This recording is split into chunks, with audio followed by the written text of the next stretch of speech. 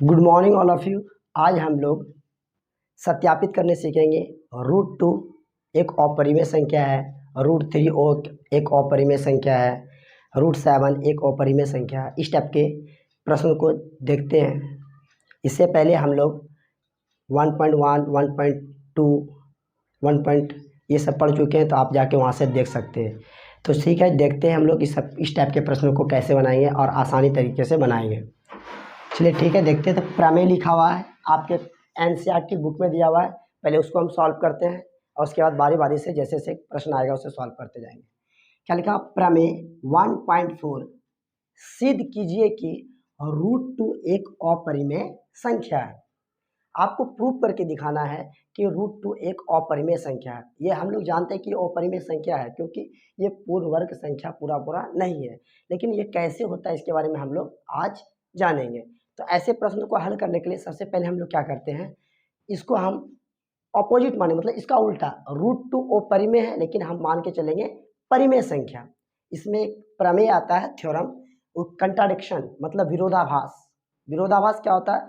हम इसमें विरोधाभास, इसको रूट टू को एक परिमेय संख्या प्रूव कर देंगे। अब परिमेय संख्या प्रूव करने के बाद फिर हम उसको दिखाएंगे कि ये एक अपरिमेय संख्या है, जो वहाँ विरोधाभास होगा। चेक करते कैसे बनाते हैं। जब भी ऐसा प्रश्न आवे तो सबसे पहले हम क्या करेंगे, जो भी दिया हुआ है उसको क्या मान लेंगे, परिमेय संख्या। जो दिया है उसके ऑपोजिट, उल्टा। तो लिखते हैं हम लोग सॉल्व। क्या लिखेंगे? माना रूट टू एक परिमेय संख्या है। ठीक है, बस कुछ नहीं किए। ये क्या लिखा था? Root two. हम क्या मान लिए? रूट टू एक अपरिमेय संख्या है। चलिए ठीक है। ठीक है, जब अपरिमेय संख्या है तब क्या हो सकता है?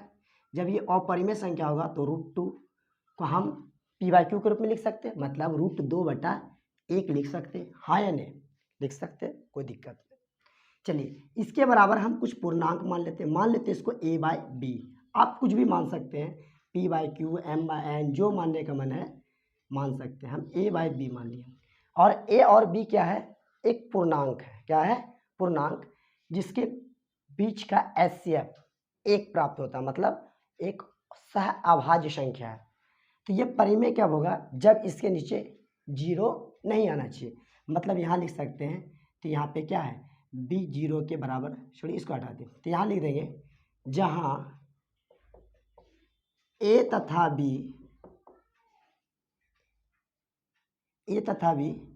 एक सह अभाज्य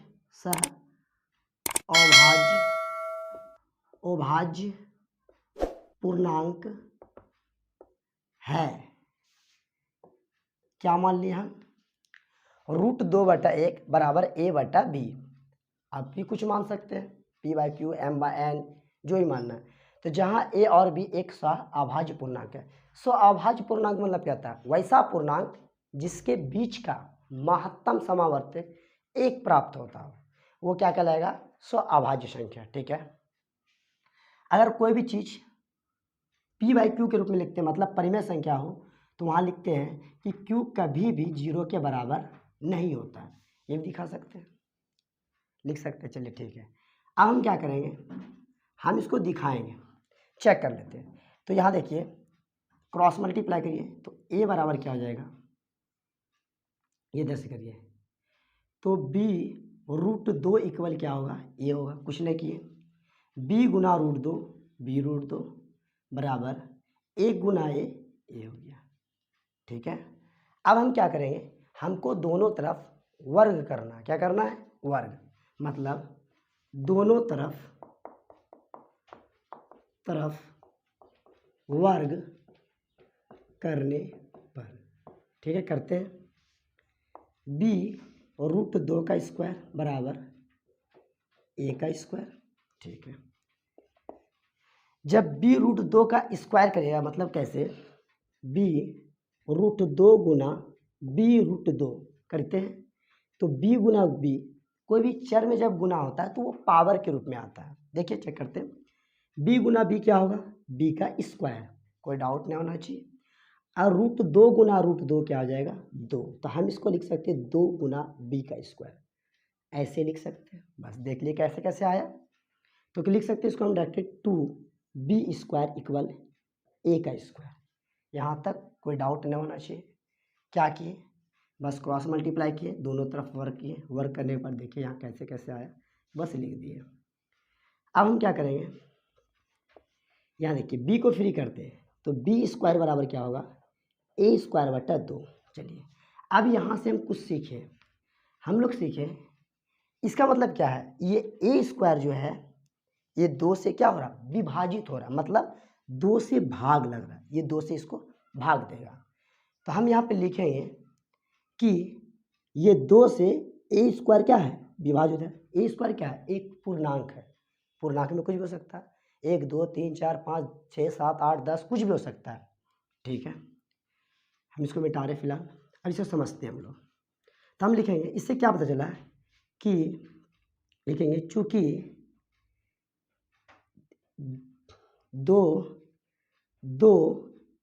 a² को विभाजित करता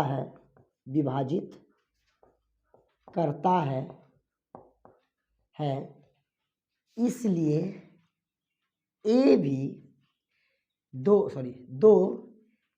a को भी विभाजित करेगा। चलिए इस बात को हम फिर से समझ लेते हैं अच्छा से कि क्या बोले कि a² को 2 भाग देता है तो 2 a को भी पूरा पूरा भाग देगा। चलिए समझते हैं इस बात को कैसे। जैसे मान लिया जाए 2 है, 2 को भाग देगा, ठीक है 2, तो मान लिया जाए कुछ भी पूर्णांक a², तो 2 के स्क्वायर को भी भाग देगा। 2 का स्क्वायर कितना होता है बोलो 4 होता है। ठीक है, तो अब यहाँ से देख के बताइए, अगर कोई संख्या कोई पूर्णांक है जो 2 से कट रहा है तो उसका वर्ग भी 2 से कटेगा। चेक कर लेते हैं, देखिए 2 के पढ़ा में 2 आएगा, हाँ आएगा, तो 2 के पढ़ा में 4 भी आएगा, और 4 क्या है 2 का स्क्वायर। उसी तरह कुछ और नंबर लेते हैं, जैसे हम लेते हैं 4, 2 के पढ़ा में आता है 2 से विभाजित होगा, तो 4 का वर्ग क्या होता है 16, तो 16 भी 2 से पूरा पूरा विभाजित होगा। उम्मीद है कि समझ में आया। फिर एक और एग्जांपल लेते हैं, जैसे 8 2 के पहाड़ा में 2 से विभाजित होगा, ठीक है, तो 8 64, 8 का स्क्वायर भी 2 से विभाजित होता है। हम यहाँ से क्या सीखें, यदि कोई भी पूर्णांक किसी भी संख्या से विभाजित हो रहा है तो उस पूर्णांक का वर्ग भी उस संख्या से विभाजित होगा। ठीक है, जैसे हम देखें कि यदि 2 को विभाजित करेगा तो 2 का वर्ग क्या है 4, तो 2 के पढ़ा में 4 भी तो आता है, 4 भी विभाजित होगा। सिंपल बात है, फिर समझते हैं हम लोग। यदि देखते हैं 2 4 को विभाजित करेगा, मतलब 2 के पढ़ा में 4 आता है, हाँ आता है, 2 का 2 2 दूनी 4, तो 2 के पढ़ा में 4 का स्क्वायर क्या होता है 16, मतलब 2 के पढ़ा में 16 भी विभाजित आएगा, मतलब 2 से 16 भी विभाजित होगा। उसी तरह एक एग्जांपल और देखें, 2 के पढ़ा में 8 आता है, मतलब 2 से 8 विभाजित होगा, तो 8 का स्क्वायर कितना होता है 64, तो 2 के पढ़ा में 64 भी विभाजित होगा। बस यही, तो हम यहाँ से ये सीखे कि यदि कोई पूर्णांक a² है जो 2 से विभाजित हो रहा है तो उसका a भी 2 से विभाजित होगा। देखिए ये a का वर्ग है, आया ना, ये a का वर्ग है, तो यदि a² विभाजित होगा तो a भी विभाजित होगा। चलिए यहाँ तक समझते हैं इसको, इक्वेशन फर्स्ट मान लीजिए आप, समीकरण फर्स्ट। ठीक है, हम यहाँ क्या लिखें, 2 a² को विभाजित करता है तो इसलिए 2 a को भी विभाजित करेगा। चलिए ठीक है, आपको समझ में आ गया होगा। चलिए अभी हम इस बात को थोड़ा सा आगे और एक्सप्लेन करते हैं थोड़ा सा, तो हम इसको मिटा देते हैं। चलिए अब हम क्या करते हैं, हम यहाँ से सीखे यदि कोई संख्या 2 से कट रहा है तो उस संख्या का वर्ग भी 2 से पूरा पूरा कट रहा है। ठीक है, अब हम क्या करते हैं, अब हम यहाँ यदि a बराबर 2 लेते हैं, क्या लेते हैं 2, ठीक है, समझते हैं इस बात को। हम यहाँ समझते हैं क्योंकि यहाँ देखिए हम एक चीज़ प्रूफ किए, अगर ये क्या है, परिमेय संख्या है। जब एक किसी भी संख्या से पूरा वर्ग विभाजित हो रहा है 2 से, तो b भी 2 से विभाजित होना चाहिए। तो हम एक चीज़ तो प्रूव कर चुके कि a 2 से विभाजित हो गया, तो मतलब कौन चीज़, a भाज्य संख्या, आगे जाके लिखेंगे हम। तो अब हमको b को भी प्रूव करना है कि b भी 2 से विभाजित होगा। देखते कैसे करते हैं। तो हम a बराबर 2 लिए, ठीक है, 2 कुछ भी पूर्णांक ले लेते हैं। चलिए c, अब ये c कैसे लिखें, फिर से हम आपको समझाने की कोशिश करते हैं। 2c लिए, a बराबर 2c, ये कैसे लिए देखते हैं। जैसे मान लिया जाए 2, ठीक है, अगर 2 को 1 से गुना करें तो 2 प्राप्त होगा, बोले हाँ, ठीक है। चलिए इसको इस टाइप से लिखिए, 2 गुना 1 लिख सकते हैं, हाँ लिख सकते हैं। उसी 2 का पढ़ा कितना होता है, 4 होगा, 6 होगा, 8 होगा, 10 होगा, 12 होगा, डॉट डॉट डॉट डॉट, ये चलता रहेगा, जहाँ तक भी जा सकता है।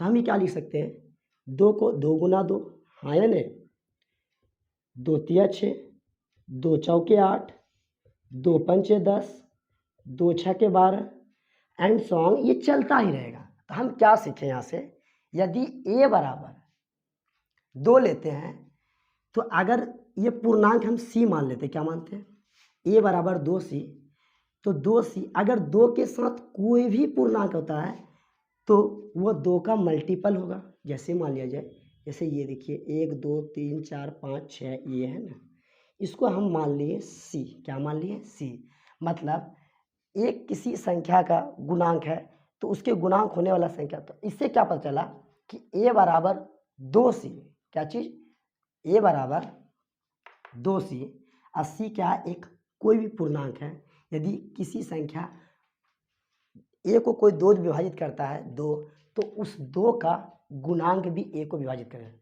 नहीं समझ पाए, फिर समझते हैं। जैसे 2 से अगर a विभाजित होता है तो हम क्या सीखे, तो 2 का, जैसे 2 से a विभाजित होता है तो 2 का क्या होता है, इसका वर्ग भी a से विभाजित होता है। तो इसका मल्टीपल मतलब कौन चीज़, 2 दूनी 4, 2 तिया 6, 2 चौके 8, तो ये भी तो 2 से विभाजित होगा। तो हम यही नंबर को हम क्या मान लिए हैं, c माने, क्या माने हैं, c। आप m n p q जो मानना मान सकते हैं। तो हम क्या मान लिए कि a बराबर ये संख्या जो है 1 2 3 4 5, इसका मल्टीपल है। तो 2 अगर किसी संख्या से विभाजित होगा तो उसका गुणांक भी उसके साथ विभाजित होगा, मतलब उसका मल्टीपल। तो मल्टीपल, तो ई मल्टीपल को हम तो जानते नहीं क्या है, तो इसको हम क्या मान लिए, c मान लिए, कुछ भी आ सकता है इसके साथ। तो a बराबर 2c भी किसी क्या होगा, तो a बराबर 2c हम मान लेते हैं। तो यहाँ क्या है, अब क्या करेंगे, a बराबर 2c को समीकरण 1 में रखेंगे, हम लिखेंगे a बराबर 2c को समीकरण 1 में रखने पर, ठीक है, इसको हम मिटा देते हैं, इसको मिटाते हैं, देखते हैं बस।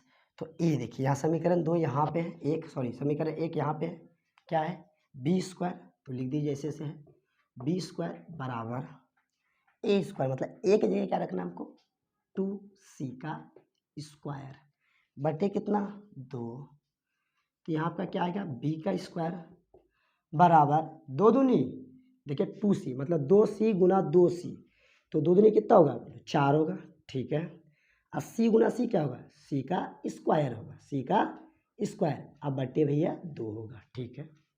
आप समझते, इसे कट जाएगा, 2 दूनी 4, तो यहाँ पे क्या आया आपका, b स्क्वायर बराबर 2c स्क्वायर, हाँ या नहीं, ठीक है। हम इस स्टेप को पहले, इसको बाद में लिख देते हैं, क्या लिखे हम, 2c इक्वल बी स्क्वायर, कोई दिक्कत ना होना चाहिए, बस इसको पहले लिखो, इसको बाद में लिखें। अब हम क्या करेंगे, c स्क्वायर है, c स्क्वायर, तो c स्क्वायर बराबर क्या होगा, बी स्क्वायर बटा 2। हम देखिए a स्क्वायर को भी 2 से विभाजित किए थे, b स्क्वायर को भी जो 2 से विभाजित कर लिए। चलिए इससे ये पता चलता है, इसको समीकरण 2 मान लीजिए, समीकरण 2, ठीक है, लिखेंगे, देखिए चूंकि 2 बी स्क्वायर को विभाजित करता है, इसलिए 2 बी को भी विभाजित करता है, विभाजित करता है। वही बात है, सिंपल बात है। यदि कोई संख्या 2 को विभाजित करेगा, कोई भी पूर्णांक है अगर 2 से विभाजित हो रहा है तो उस पूर्णांक का मतलब उस संख्या का वर्ग भी 2 से विभाजित होगा, जो हम पहले बार समझ चुके। तो इससे क्या पता चल रहा है? इससे यह पता चल रहा है कि ये 2 जो है ए और बी का क्या है, उभयनिष्ठ गुणनखंड है। गुणनखंड क्या होता है कि वह संख्या जो 2 से भी एक से भी मल्टीप्लाई हो रहा है और बी से भी विभाजित हो रहा है। तो ये क्या है, इसका मतलब क्योंकि ए और बी क्या है, भाज्य संख्या। भाज्य संख्या क्या होता है, वैसी संख्या जो किसी भी संख्या से क्या होती है, विभाजित। तो हम क्या सीख रहे हैं कि यहाँ ए स्क्वायर भी 2 से विभाजित हो रहा है और यहाँ बी स्क्वायर भी 2 से विभाजित हो रहा है। इससे साफ पता चला कि ए और बी परिमेय संख्या होती है। तो ठीक है, आप यहाँ सब स्क्रीनशॉट लीजिए और उसके बाद फिर हम लोग आगे देखते हैं।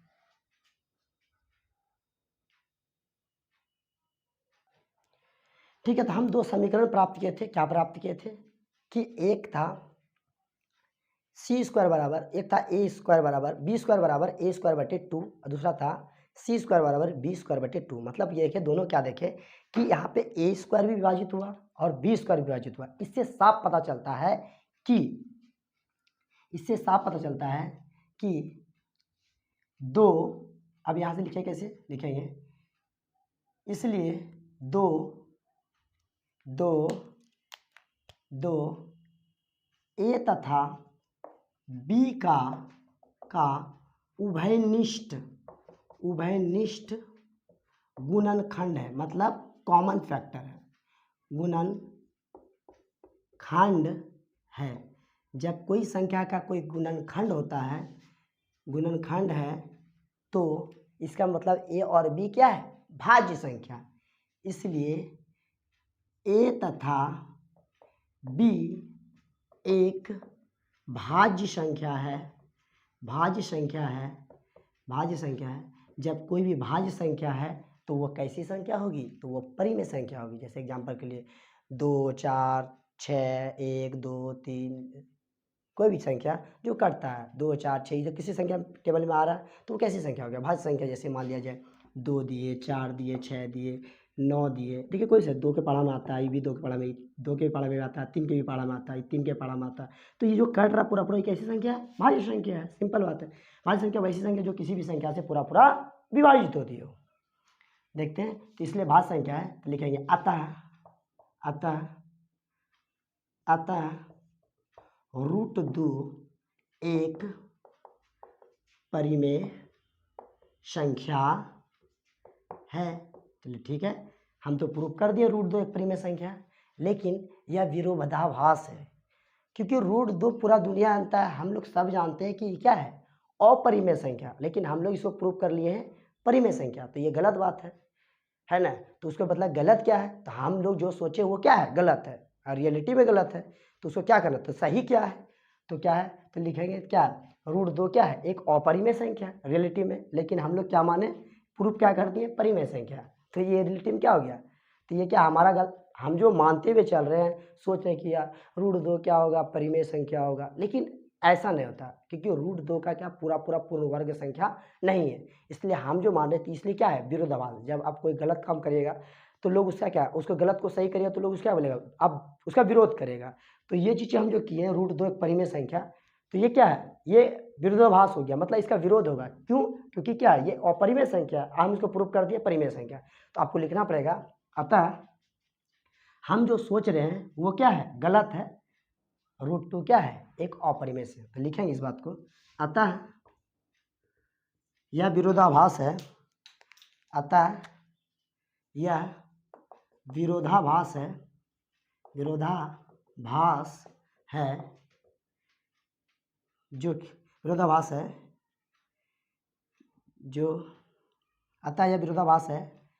हमारा मानना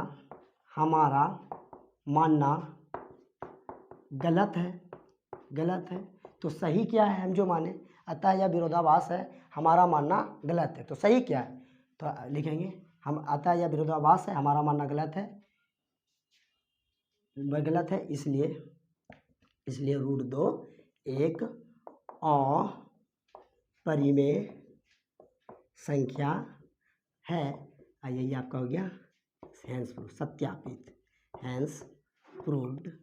यही आपको प्रूव करना, ठीक है। आप स्क्रीनशॉट लिए, इसके बाद फिर हम अगले प्रश्न को बनाएंगे।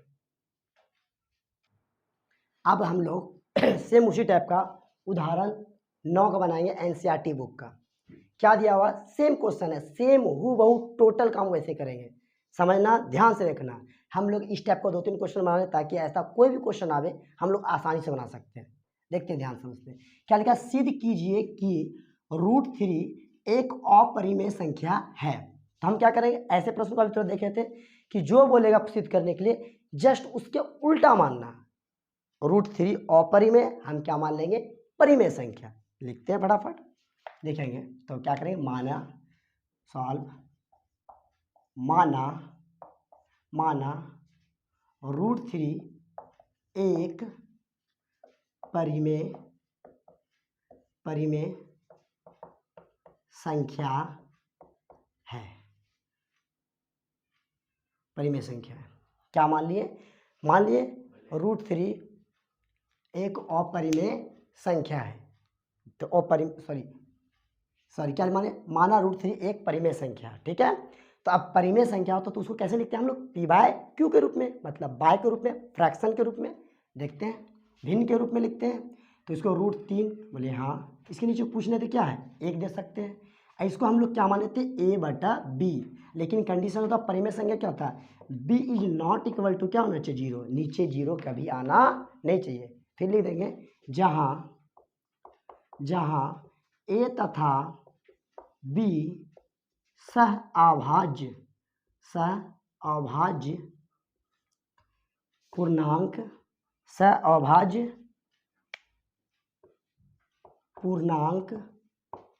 है, ठीक है। बस कुछ नहीं किए, बस यहाँ पे क्या किए हैं, माना √3 एक परिमेय संख्या है। तो परिमेय संख्या तो उसको कैसे लिखे, बाय के रूप में लिखेंगे, भिन्न के रूप में। तो √3/1 लिख दिए, अपने मन से 1 डाले, किसी भी संख्या के नीचे 1 रहता है, ठीक है। उससे कोई दिक्कत ना, हम भाग देंगे, कोई फर्क नहीं पड़ेगा, वही प्राप्त होगा। बराबर क्या मान लिए, a/b क्या है, एक अभाज्य पूर्णांक है, ठीक है। ठीक है, पूर्णांक a कुछ मान सकते हैं। तो b बराबर क्या होगा, नॉट इक्वल टू 0, मतलब b 0 के बराबर नहीं होगा, तब ना भिन्न संख्या होगा, ठीक है। अब क्या करेंगे हम, क्रॉस मल्टीप्लाई कर लिए, फटाफट करते हैं, करिए यहाँ पे क्रॉस मल्टीप्लाई। तो क्या क्रॉस मल्टीप्लाई करते क्या होगा, b गुना √3 बराबर a, ठीक है। चलिए, अब फिर क्या सीखे थे इसके बाद कि अब दोनों तरफ क्या करेंगे, वर्ग करेंगे, ठीक है। मेरा मकसद क्या है कि a को पहले भाज्य कर बनाएंगे, और फिर b को भाज्य संख्या बनाएंगे, और उसके बाद प्रूफ हो जाएगा परिमेय संख्या, और फिर लास्ट में लिख देंगे, विरोधाभास का रूल लगा देंगे, और वो परिमेय संख्या साबित हो जाएगा, ठीक है। चलिए देखते हैं। तो यहाँ क्या हो जाएगा, अब लिखेंगे दोनों तरफ वर्ग करने पर, करिएगा वर्ग, तो b √3 का वर्ग बराबर a का वर्ग, ठीक है। चलिए देखते ध्यान से। अब देखिए इसको कैसे करेंगे हम, तो b √3 गुना b √3, यही ना। तो दोनों चर संख्या है, वेरिएबल नंबर है, तो वेरिएबल क्या होता है, b गुना b क्या हो जाएगा, तो b² हो जाएगा, यस। √3 गुना √3 क्या होगा, 3। कैसे होता है, तो हम कक्षा 9 में पढ़े हैं, ठीक है। तो फिलहाल हम लोग अभी प्रूफ करते हैं, बाद में इसको देखेंगे। 3b², तो यहाँ लिख देखते 3b², ऐसे सीधा करके लिख दिए। अब बराबर a², ठीक है। अब क्या होगा, तो यहाँ b² बराबर क्या हुआ, a²/3। चलिए अब याद करिए, थोड़ा देर पहले अभी हम लोग प्रूफ किए थे √2 एक अपरिमेय संख्या। तो उसमें क्या देखे थे, उसमें देखे थे कि यहाँ नीचे क्या आ रहा था, नीचे 2 आ रहा था, वो 2 से विभाजित था। अब देखिए √3 आ गया तो 3 से विभाज्य होगा। तो इससे क्या पता चला, क्या यदि a² एक पूर्णांक है जो 3 से विभाज्य है, तो a भी 3 से विभाज्य होगा या विभाजित होगा। समझ लेते हैं इस बात को। चलिए इसको मिटा दें, समझते ध्यान से समझिए। जैसे यदि 3 एक पूर्णांक मानते जो 3 से कट रहा है, ठीक है, 3 से वही संख्या विभाजित होगा जो 3 के पढ़ा में आता हो, वही नहीं विभाजित होगा। तो 3 ले लिए, 6 लिए, 9, 12, 15, ये सब आएगा।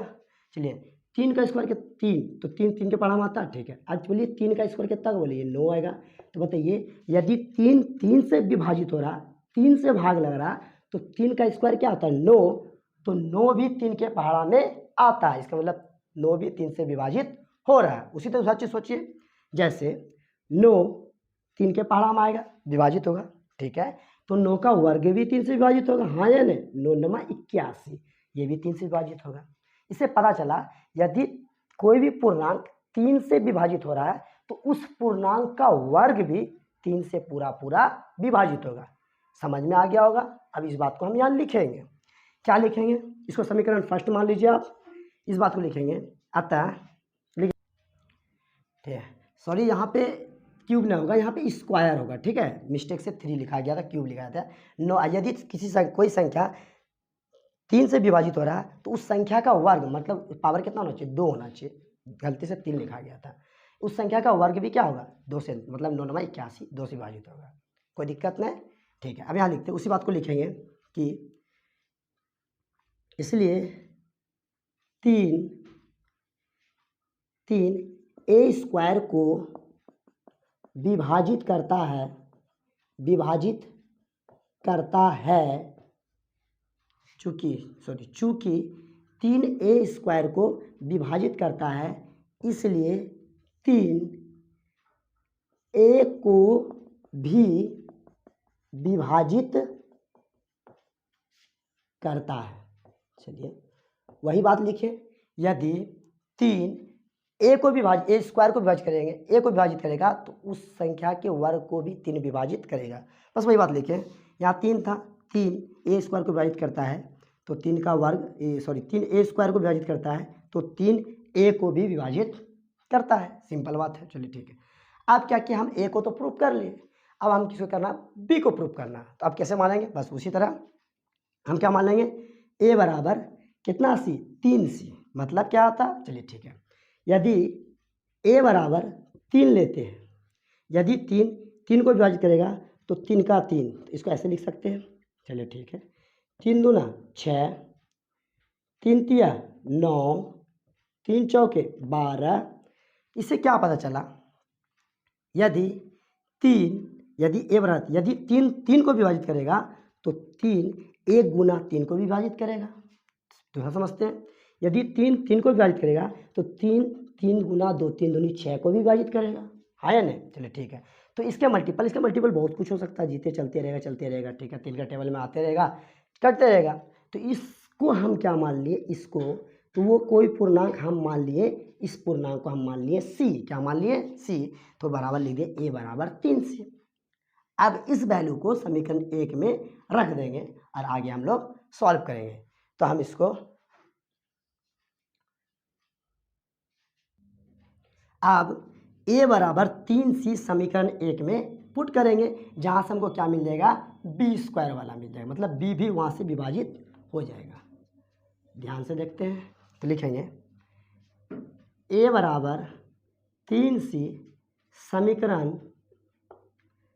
1 में रखने पर चलिए देखते हैं, ठीक है, समीकरण 1 कहाँ है, यहाँ पे, देखिए यहाँ पे, तो यहाँ पे क्या है, b का स्क्वायर बराबर a की जगह क्या दीजिएगा 3c, अब बटे कितना है 3, और यहाँ पे इस पर क्या है स्क्वायर लगा दीजिए, चलिए ठीक है, देखते हैं, तो यहाँ होगा b स्क्वायर बराबर 3 तिया 9, 80 मतलब c का स्क्वायर, अब बट्टा 3, देखिए 3 से कट जाएगा, 3 तिया 9, तो यहाँ क्या बचा, यहाँ बचा b स्क्वायर बराबर 3 c का स्क्वायर, बस इस स्टेप को पहले, इसको बाद में, तो 3c का स्क्वायर बराबर b का स्क्वायर, कोई डाउट ना होना चाहिए। अब क्या करेंगे, ये गुना में उधर जाके क्या हो जाएगा, भाग हो जाएगा, समझते ध्यान से, तो c स्क्वायर बराबर क्या होगा b स्क्वायर बटा 3। हम यहाँ क्या सीखें, इसको समीकरण मान लेंगे हम लोग 2, समीकरण 2 क्या मान लें, तो यहाँ क्या पता चला कि 3 जो है a स्क्वायर को विभाजित कर रहा है और 3 b स्क्वायर को विभाजित कर रहा है, इससे पता चला कि a और b क्या है, भाज्य संख्या है, जिसका अभाज्य गुणनखंड 3 हो रहा है, मतलब 3 से वो पूरा कट रहा है। तो हम लिख सकते हैं, जब भाज्य संख्या प्राप्त हो गया तो वो क्या हो गया, वो परिमेय संख्या प्रूफ हो गया। तो देखते हैं, तो लिखेंगे अतः समीकरण 1 तथा 2 से समीकरण 1 तथा 2 से क्या पता चला कि तीन ए तथा बी का अभाज्य गुणनखंड है, का अभाज्य गुणनखंड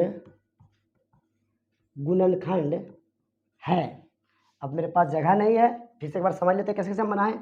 बस जस्ट पहले जैसे बनाएं, ऐसा कोई भी प्रश्न आएगा, कोई भी आए तो आप ऐसे बनाइएगा। क्या किए हम, बस जो दिया था उसके उल्टा मान लिए, √3 परिमेय संख्या माने, √3/1 a/b, जहाँ b 0 के बराबर ना होगा, और जहाँ a और b क्या हो जाएगा, सह अभाज्य पूर्णांक होगा।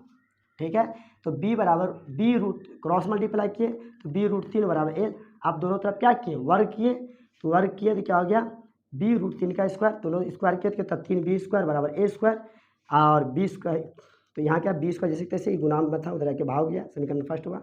अब यहाँ पे a बराबर ac माने, कैसे माने, आप एक बार पीछे करके देख लीजिएगा, वहाँ से a बराबर 3 से समीकरण एक बार पुट के आपको निकल गया c² बराबर b²/3। मतलब कोई संख्या 3 से, यदि b² 3 से विभाजित हो रहा है तो b भी 3 से विभाजित होगा। ठीक है, आप इसका स्क्रीनशॉट लीजिए, फिर आगे हम बताते हैं।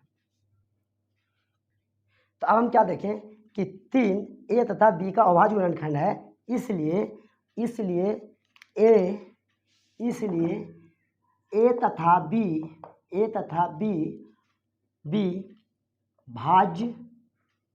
भाज्य पूर्णांक है या भाज्य संख्या है, भाज्य पूर्णांक है। इसलिए जब भाज्य प्रूफ हो गया, इसलिए रूट भाज्य पूर्णांक है, अतः √3 एक परिमेय संख्या है। चलिए ठीक है, हम तो परिमेय संख्या प्रूफ कर लिए, लेकिन ये क्या है, यहाँ पे कंट्राडिक्शन होगा, मतलब विरोधाभास होगा कि √3 तो एक क्या है, एक अपरिमेय संख्या है, लेकिन हम प्रूफ क्या कर दिए, परिमेय संख्या है। तो ये गलत बात है। जो रियलिटी में परिमेय है, हम प्रूफ कर दिए परिमेय, तो इसका विरोध तो होगा, तो विरोधाभास है। तो विरोधाभास क्या है, तो यहाँ पे क्या हो जाएगा, हम लिखेंगे हमारा मानना क्या है, गलत है, अतः √3 एक अपरिमेय संख्या। लिखिए विरोधाभास के नियम से क्या होता है, लिखेंगे अतः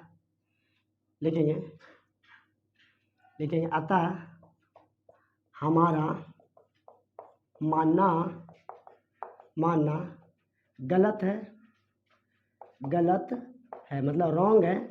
तो हमारा मानना गलत है, तो सही क्या है, तो सही क्या है, √3 एक और परिमेय संख्या। अतः हमारा मानना गलत है, अतः इसलिए √3 एक अपरिमेय संख्या है, और यह हैंस प्रूव्ड सत्यापित। आप इसका स्क्रीनशॉट लीजिए।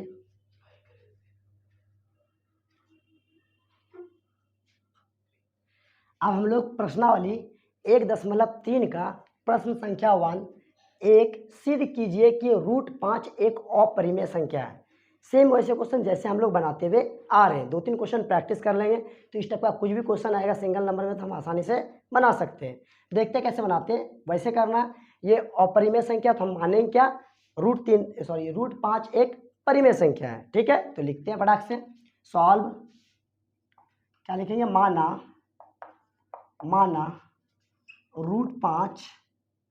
√5 एक परिमेय, √5 एक परिमेय संख्या है। जब √5 एक परिमेय संख्या है तो √5 को √5/1 लिख सकते हैं। तो लिखिए, इसलिए तो √5 अब बट्टे क्या लिखेंगे, 1। चलिए लिख देते हैं। इसके बराबर क्या मान लेंगे हम, a/b, जहाँ b का भी 0 के बराबर नहीं होगा। ठीक है, लिखेंगे जहाँ a तथा b सह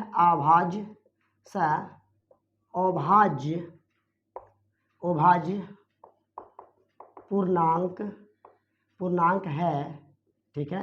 स्वाभाज्य पूर्णांक क्या, वैसा पूर्णांक जिसके बीच का एचसीएफ क्या प्राप्त हो, एक प्राप्त हो, जिसको को प्राइम नंबर कहते हैं, ठीक है। चलिए ठीक है, तो आप क्या करेंगे, आप क्रॉस मल्टीप्लाई कर लीजिए, गुना तिरछा तिरछी, बी गुना बी रूट 5 बराबर, फिर से बी रूट 5 बराबर ए हो जाएगा। अब क्या करेंगे, इसको क्या करेंगे, फिर यहाँ से वर्ग करेंगे, दोनों तरफ कर लेते हैं फटाफट। अब हम लोग सीख चुके होंगे, दोनों तरफ वर्ग करने पर, करिए वर्ग, तो दोनों तरफ वर्ग करेंगे तो क्या हो जाएगा, करिए, तो क्या हो जाएगा, बी रूट 5 का वर्ग बराबर ए का वर्ग, ठीक है। बी रूट 5 का वर्ग बराबर ए का वर्ग। अब ध्यान से देखिए, तो यहाँ क्या होगा, बी रूट 5 गुना बी रूट 5, तो क्या होगा, बी गुना बी का स्क्वायर, अब 5 गुना 5 रूट 5 गुना 5 हो जाएगा। तो इसको हम सीधा करके लिखते हैं 5 बी का स्क्वायर बराबर ए का स्क्वायर। अब क्या हो जाएगा, बी स्क्वायर बराबर ए स्क्वायर बटा 5, इसको मान लेंगे समीकरण फर्स्ट। इसको मिटाते हैं, ध्यान से देखिए, तो इससे साफ पता चला यदि ए स्क्वायर 5 से पूरा विभाजित है तो ए भी 5 से पूरा विभाजित होगा। एग्जाम्पल देख लेते हैं फटाक से, जैसे 5 के पहाड़ा 5 से विभाजित क्या होगा, जो 5 के टेबल में आएगा, 5 का 5 15 5 15 25 20 25 25। तो देखिए इसका कहना क्या है, यदि 5 से विभाजित है तो 5 का वर्ग क्या है 25, तो 25 भी 5 से विभाजित होगा। ये बात सही है, देखिए यहाँ से 5 के पड़ा 5 आता है, हाँ आता है, 5 विभाजित है, 5 का वर्ग कितना होता है 25, तो 25 भी 5 के पड़ा मात्रा आता है। उसी तरह आप कुछ भी सोचिए, 25 लीजिए, तो 25 5 के पड़ा मात्रा बोले हाँ आता है, तो उसी तरह 25 का वर्ग क्या होगा 625, और 625 भी 5 के पड़ा में आता है, तो ये भी 5 से कटेगा, तो उसका वर्ग भी 5 से कटेगा। तो ये ए के जगह कुछ भी रहेगा जो 5 से विभाजित होगा, 5 रहे 25 रहे 625 रहे कुछ भी, तो 5 कटेगा तो वो उसका वर्ग भी ए स्क्वायर कटेगा, तो ए भी 5 से कट जाएगा।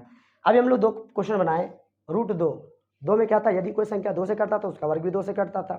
3 वाला चेक किए, यदि कोई संख्या जो प्रूफ करते तो वही नीचे आ जाता था, बस हो गया। अब क्या करेंगे, तो लिखेंगे अतः सॉरी इसलिए ए स्क्वायर 5 से सीधा करके लिखिए, ए 5 ए स्क्वायर को विभाजित करता है,